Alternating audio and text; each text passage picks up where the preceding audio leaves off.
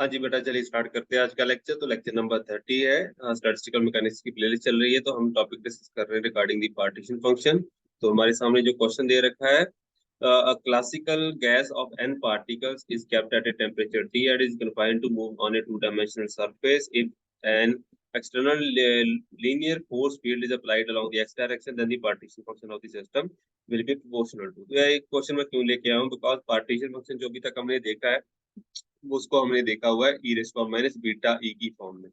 ठीक है, लेकिन आज हम बात करेंगे रिगार्डिंग दी इंटेग्रल फॉर्म जिसको हम यूज करते हैं।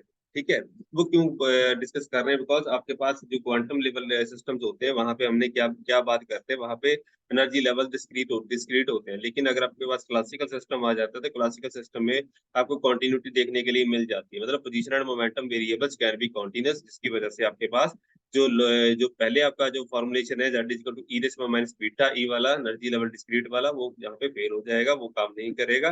तो उसकी वजह से हमें यहाँ पे मॉडिफिकेशन करनी पड़ती है, इंटीग्रल फॉर्म देखनी पड़ती है। तो चलिए देखते हैं। तो partition function for a classical continuous system कैसे होगा। तो ये क्लासिकल सिस्टम के लिए जैसे आपके पास तीन तरह की स्टैट होती है, मैक्सवेल बोल्ट्जमैन होता है, बोस-आइंस्टाइन फर्मी डिराक होता है। तो तीनों में से दो स्टैट के लिए, फर्मी डिराक एंड बोस-आइंस्टाइन के लिए एनर्जी लेवल आप देख सकते हो, वो क्वांटम क्वांटम सिस्टम गवर्न करेगा। लेकिन क्लासिकल सिस्टम के लिए आपको यहाँ पे जो पार्टीशन फंक्शन अभी बताएंगे उसके साथ जाना पड़ेगा। ठीक है, तो in classical mechanics the position and momentum variables of the particle can vary continuously, so the set of microstates are actually uncountable। because हमारे पास जो मैक्सवेल बोल्ट्जमैन जब आपने स्टैटिस्टिक्स पढ़ी होगी, जब उसमें क्या होता है, जब प्लैंक्स कांस्टेंट की जो लेंथ है, जो बॉक्स का साइज है, that can be invariably small. तो मतलब कुछ भी हो सकता है, इसको इसकी फाइन नहीं किया हो, जिसकी वजह से नंबर ऑफ माइक्रोस्टेट्स जो है काफी ज्यादा हो सकती है, that can be infinitely large। So in the classical statistical mechanics, it is rather inaccurate to express the partition function as a sum of discrete terms। तो हम यहाँ पे discrete sum की बात नहीं कर सकते, एनर्जी लेवल्स को यहाँ पे प्रॉपर्ली डिफाइन नहीं कर सकते। in this case we must describe the partition function using an integral form rather than a sum form। ठीक है जी, तो हम यहाँ पे सम को क्या करेंगे बेटा, इंटेग्रल में कन्वर्ट करते हैं। बिकॉज हम पहले क्या देखते आ रहे हैं, e raise minus beta epsilon summation is equal to Z. अब हम स्पेशल को क्या करेंगे, इंटेग्रल की फॉर्म में चेंज कर देंगे, यही काम हमने करना है। तो for a canonical ensemble that is classical and continuous, the partition function is given by.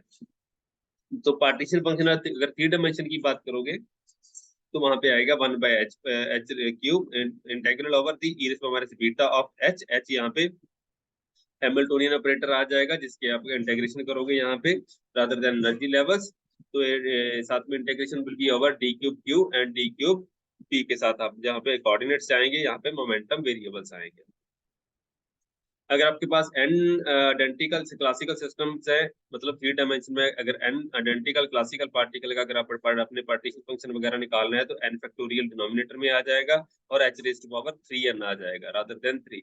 तो इसको आप यहाँ पे रिलेट कर सकते हो अगर n पार्टिकल्स के लिए अपने अपने पार्टीशन फंक्शन निकालना है।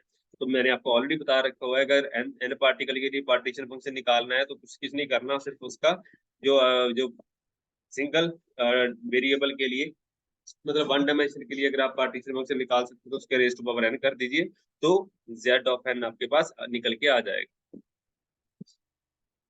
तो चलिए आज के क्वेश्चन की बात करते हैं।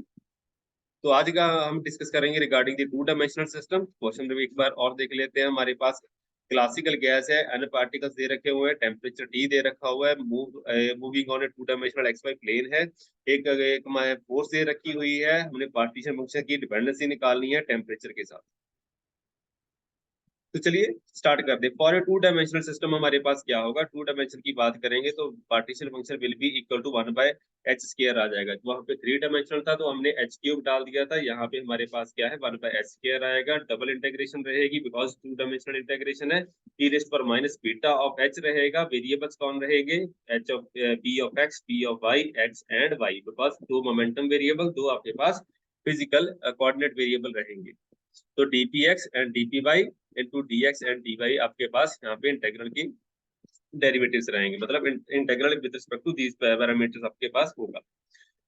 तो एच हमारे पास, अब हमने सॉल्व करना है हैमिल्टोनियन ऑपरेटर। हमारा हैमिल्टोनियन क्या होता है, हैमिल्टोनियन को आप कैसे लिखते हो बेटा, it is function of kinetic energy and potential energy. अगर आप कंजर्वेटिव सिस्टम की बात करोगे तो T प्लस बी के साथ लिखते हैं, T is kinetic energy and B is your potential energy. तो काइनेटिक एनर्जी आप क्लासिकल सिस्टम की आपको पता है कि P square divided by 2m के साथ ही जाते हो।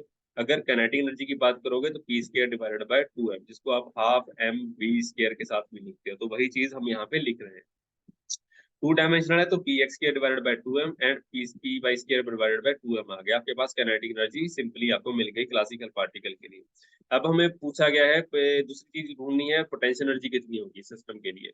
तो पोटेंशियल एनर्जी के लिए आपको एक स्टेट बताया गया है कि force is dependent on the position x, जो हमें बताया गया है। एक बार दोबारा स्टेटमेंट देख लेते हैं जो हमारे पास अवेलेबल है। External linear force field is applied along the x direction, मतलब आपके पास जो फोर्स फील्ड है अब एक्स एक्सिस की तरफ अप्लाई की गई है। जैसे हमें पता होता है रिस्टोरिंग फोर्स का आपको कंसेप्ट पता है, तो वहां पे F is proportional to x के बाद बात आती है, F is equal to minus k of x आप लेके चल सकते हो। तो वही चीज हमने रिस्टोरिंग फोर्स वाला कंसेप्ट यहाँ पे इंक्लूड कर लिया। तो फोर्स को आप डेरिवेटिव की फॉर्म में लिख सकते हो, minus dV by d x, where V is your उसके कॉरेस्पॉन्डिंग पोटेंशियल एनर्जी आ जाएगी। तो potential energy it will turn out to be, अगर इसका सॉल्व करोगे इंटीग्रेशन तो आपके पास 1/2 के एक्स स्क्वायर निकल के आ जाएगा। जस्ट लाइक रिस्टोरिंग फोर्स का कंसेप्ट लेके हमने यहाँ पे सॉल्व कर लिया। जैसे अगर आप क्वांटम की बात करोगे वहां पे 1/2 m omega square x square वाली बात भी सेम ही आती है, बिकॉज के को हम रिलेट कर देते हैं वहां पे m इंटू ओमेगा स्क्वायर के साथ। तो सेम ही है, कोई ज्यादा फर्क नहीं। हार्मोनिक ऑसिलेटर की बात हो रही है एक तरह से। तो हैमिल्टोनियन की हमारे पास कंप्लीट हो गया। काइनेटिक एनर्जी पार्ट आ गया बेटा, पोटेंशियल एनर्जी पार्ट आ गया। वाई की कोई डिपेंडेंसी हमें नहीं बताई है तो वाई का पोर्शन हम यहाँ पे इंक्लूड नहीं करेंगे, बिकॉज पोटेंशियल एनर्जी सिर्फ एक्स एक्सिस की विद रिस्पेक्ट टू दे रखी है। हमारे पास वाई की रिगार्डिंग नॉलेज नहीं है, तो हम मान के चलते हैं वाई की एक्सिस के कॉरस्पॉन्डिंग हमारे पास पोटेंशियल एनर्जी 0 आएगी। तो हमारे पास वन सिंगल पार्टिकल के लिए पार्टीशन फंक्शन निकालने जा रहे हैं, तो उसका जो फॉर्मुलेशन है 1/s square double integration e minus beta of h, वो सारे के सारे पैरामीटर आप डाल दीजिए। dpx dpy dx into dy आप डाल दीजिए। इसको सॉल्व करना है। इस स्टैंडर्ड इंटीग्रेशन में पहले भी 10 बार बाद बता चुका हूँ आपको, माइनस इन्फिनिटी से लेके plus infinity e minus alpha x square into d of x. इसका आंसर क्या आएगा? It will be square root of pi by alpha. तो ये सिंपल सा कंसेप्ट है जो आपने पहले भी 20 बार देखा हुआ है। तो सिंपल सा इंटीग्रेशन आपने यहाँ पे सॉल्व करना है। Limits of the integration minus infinity से प्लस इन्फिनिटी रहेगी। रिस्टोरिंग फोर्स के लिए कॉरेस्पॉन्डिंग जो लिमिट्स आएगी माइनस इन्फिनिटी से प्लस इन्फिनिटी, एंड जो हमारे पास सिंपल कोऑर्डिनेट्स है उसको हम 0 से y लेके चलेंगे यहाँ पे। ठीक है जी, हम स्फेरिकल पोलर कोऑर्डिनेट यहाँ पे डील नहीं करेंगे, रादर देन दैट हम सिंपली इसको कंडक्ट करेंगे। तो हमारे पास जो रिजल्ट बन के आएंगे उसको आप सिंपली लिख सकते हैं 1/s square square root of 2 pi m k T raised power under the root raised power 2 into square root of 2 pi t into y। हमारे पास रिजल्ट निकल के आ जाएंगे बेटा। लेकिन हमें ज्यादा डिटेल में जाने की जरूरत नहीं है। यहाँ पे हमें बताया गया है कि पार्टिकल के लिए टेम्परेचर डिपेंडेंस कितनी रहेगी। अगर सिंगल पार्टिकल के लिए पार्टीशन फंक्शन निकालोगे तो उसकी डिपेंडेंस कितनी आ रही है? यहाँ पे t है, यहाँ पे t रेस्ट पावर 1/2 है, यहाँ पे देख सकते हैं आप। तो इसके कॉरेस्पॉन्डिंग आपके पास क्या बनेगा? t रेस्ट पावर 3/2 की डिपेंडेंस बन रही है, लेकिन हमारे पास ऑप्शन विद रिस्पेक्ट टू है it is corresponding to the n number of particles. तो मैंने पहले बताया था कि सिंगल पार्टिकल के लिए पार्टीशन फंक्शन निकाल लीजिए, उसकी रेस्ट पावर n कर दीजिए। तो वही काम हमने यहाँ पे किया है। तो z of n it will turn out to be proportional to t raised power 3n divided by 2। तो रेस्ट पावर 2 का रेस्ट पावर n करेंगे तो 3n डिवाइडेड बाय 2 की डिपेंडेंस टेम्परेचर की आपको दिखाई देगी, which is our option T है। तो काफी सारे न्यूमेरिकल ऐसे आपको एग्जाम में देखने के लिए मिल जाएंगे, लेकिन आपको बेसिक फॉर्मुलेशन पता होगा तो आप इसको आसानी से सॉल्व कर लोगे। तो ज्यादा कोई प्रॉब्लम आपको फेस करने के लिए नहीं मिलेगी। रोटेशनल सिस्टम के लिए पार्टीशन फंक्शन निकालना आ जाता है, वाइब्रेशनल सिस्टम के लिए पार्टीशन फंक्शन आ जाता है, हार्मोनिक ऑसिलेटर का हम ऑलरेडी डिस्कस कर चुके हैं। मैग्नेटिक सिस्टम होते हैं तो उसके रिगार्डिंग भी कई बार आपको पार्टीशन फंक्शन पूछ लिया जाता है। तो ऐसे न्यूमेरिकल आप इंटरनेट के ऊपर चेक कर सकते हैं, वहां पे भी पार्टीशन फंक्शन के रिगार्डिंग कोई काफी सारी क्वेश्चनिंग आपको देखने के लिए मिल जाती है। काफी सारे न्यूमेरिकल सॉल्व इंटरनेट के ऊपर अवेलेबल है बेटा। तो ऐसे न्यूमेरिकल आपके लिए लेके आते रहेंगे। Till then thank you very much, see you next time.